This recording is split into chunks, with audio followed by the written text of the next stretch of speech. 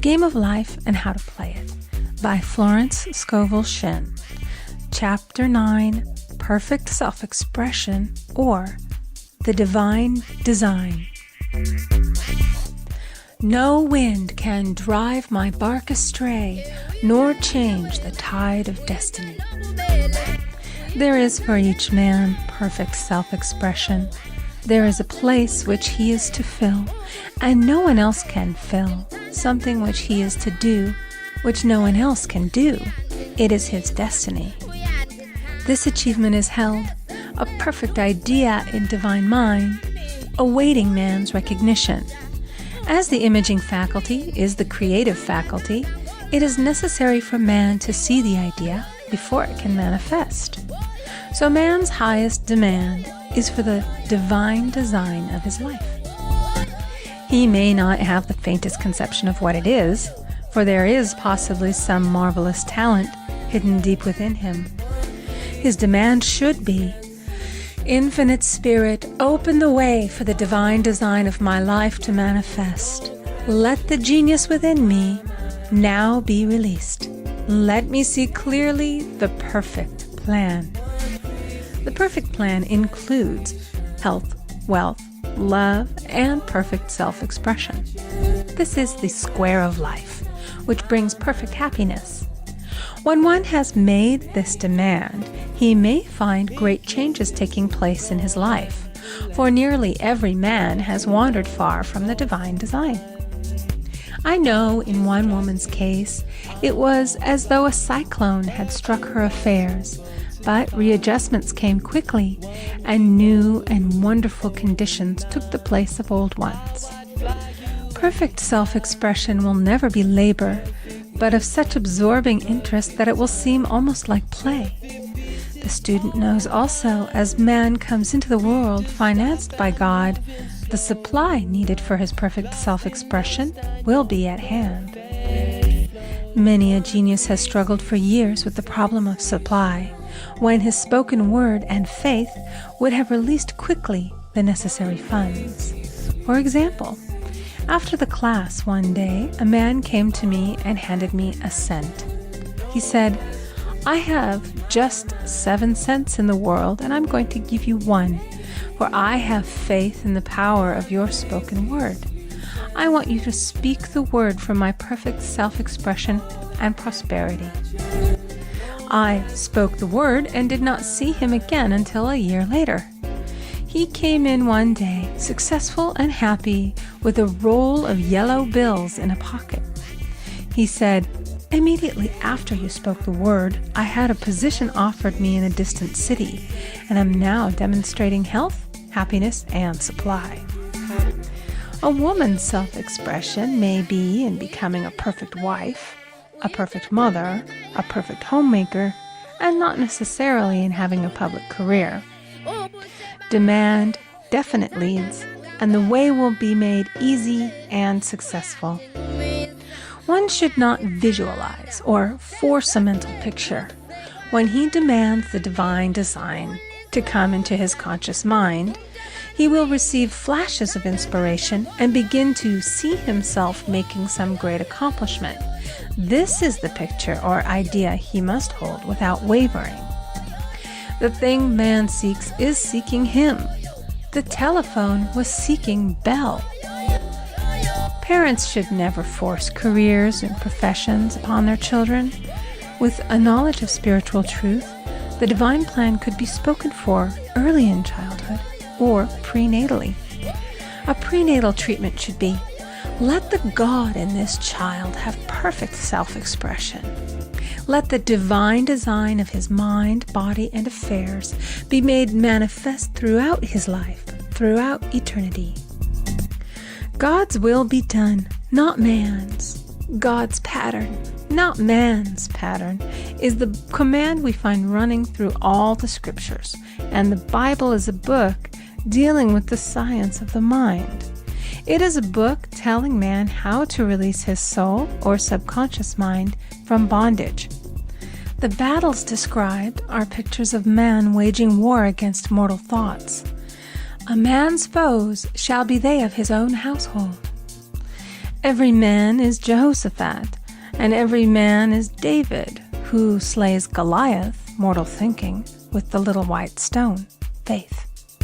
So man must be careful that he is not the wicked and slothful servant who buried his talent. There is a terrible penalty to be paid for not using one's ability.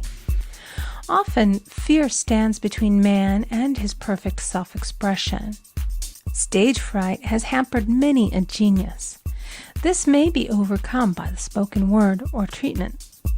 The individual then loses all self-consciousness and feels simply that he is a channel for infinite intelligence to express itself through. He is under direct inspiration, fearless and confident, for he feels that it is the Father within who does the work. A young boy came often to my class with his mother. He asked me to speak the word for his coming examinations at school. I told him to make the statement, "I am one with infinite intelligence. I know everything I should know on this subject." He had an excellent knowledge of history, but was not sure of his arithmetic. I saw him afterwards, and he said, "I spoke the word for my arithmetic and passed with the highest honors, but I thought I could depend upon myself for history and got a very poor mark." Man often receives a setback when he is too sure of himself, which means he is trusting to his personality and not the Father within. Another of my students gave me an example of this. She took an extended trip abroad one summer, visiting many countries where she was ignorant of the languages. She was calling for guidance and protection every minute, and her affairs went smoothly and miraculously. Her luggage was never delayed nor lost. Accommodations were always ready for her at the best hotels, and she had perfect service wherever she went. She returned to New York. Knowing the language, she felt God was no longer necessary, so looked after her affairs in an ordinary manner. Everything went wrong. Her trunks delayed, amid inharmony and confusion. The student must form the habit of practicing the presence of God every minute. In all thy ways acknowledge Him. Nothing is too small or too great. Sometimes an insignificant incident may be the turning point in a man's life. Robert Fulton, watching some boiling water simmering in a tea kettle, saw a steamboat. I have seen a student often keep back his demonstration through resistance or pointing the way. He pins his faith to one channel only and dictates just the way he desires the manifestation to come, which brings things to a standstill. My way, not your way, is the command of infinite intelligence. Like all power, be it steam or electricity, it must have a non-resistant engine or instrument to work through, and man is that engine or instrument. Over and over again, man is told to stand still. O Judah, fear not, but tomorrow go out against them, for the Lord will be with you. You shall not need to fight this battle. Set yourselves, stand ye still, and see the salvation of the Lord with you. We see this in the incidents of the $2,000 coming to the woman through the landlord when she became non-resistant and undisturbed, and the woman who won the man's love after all suffering had ceased. The student's goal is poise. Poise is power, for it gives God power a chance to rush through man, to will and to do its good pleasure. Poised, he thinks clearly and makes right decisions quickly. He never misses a trick. Anger blurs the visions, poisons the blood, is the root of many diseases, and causes wrong decision, leading to failure. It has been named one of the worst sins, as its reaction is so harmful. The student learns that in metaphysics, sin has a much broader meaning than in the old teaching. Whatsoever is not of faith is sin. He finds that fear and worry are deadly sins. They are inverted faith, and through distorted mental pictures bring to pass the thing he fears. His work is to drive out these enemies from the subconscious mind. When man is fearless, he is finished. Maeterlinck says that man is God afraid. So, as we read in the previous chapters, man can only vanquish fear by walking up to the thing he is afraid of.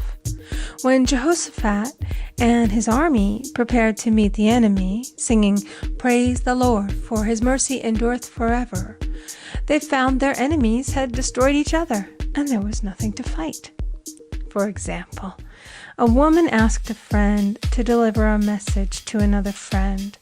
The woman feared to give the message as the reasoning mind said, "Don't get mixed up in this affair.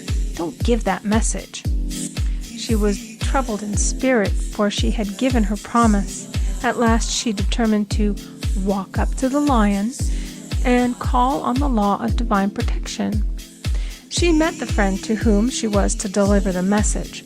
She opened her mouth to speak it when her friend said, "So-and-so has left town." This made it unnecessary to give the message, as the situation depended upon the person being in town. As she was willing to do it, she was not obliged to. As she did not fear, the situation vanished. The student often delays his demonstration through a belief in incompletion. He should make this statement: "In divine mind, there is only completion. Therefore, my demonstration is completed. My perfect word, my perfect home, my perfect health." Whatever he demands are perfect ideas registered in divine mind and must manifest under grace in a perfect way. He gives thanks he has already received on the invisible and makes active preparation for receiving on the visible. One of my students was in need of a financial demonstration. She came to me and asked why it was not completed. I replied, "Perhaps you are in the habit of leaving things unfinished, and the subconscious has gotten into the habit of not completing. As the without, so the within." She said, "You are right. I often begin things and never finish them. I'll go home and finish something I commenced weeks ago, and I know it will be symbolic of my demonstration." So she sewed assiduously, and the article was soon completed. Shortly thereafter, the money came in a most curious manner. Her husband was paid his salary twice that month. He told the people of their mistake, and they sent word to keep it. When man asks, believing, he must receive, for God creates his own channels. I have been sometimes asked, suppose one has several talents. How is he to know which one to choose? Demand to be shown definitely. Say, "Infinite Spirit, give me a definite lead. Reveal to me my perfect self-expression. Show which talent I am to make use of now." I have known people to suddenly enter a new line of work and be fully equipped with little to no training, so make the statement, "I am fully equipped for the divine plan of my life," and be fearless in grasping opportunities. Some people are cheerful givers, but bad receivers. They refuse gifts through pride or some negative reason, thereby blocking their channels, and invariably find themselves eventually with little or nothing. For example, a woman who had given away a great deal of money had a gift offered her of several $1,000s. She refused to take it, saying she did not need it. Shortly thereafter, her finances were tied up, and she found herself in debt for that amount. Man should receive gracefully the bread returning to him upon the water. Freely ye have given, freely ye shall receive. There is always the perfect balance of giving and receiving, and though man should give without thinking of returns, he violates law if he does not accept the returns which come to him, for all gifts are from God, man being merely the channel.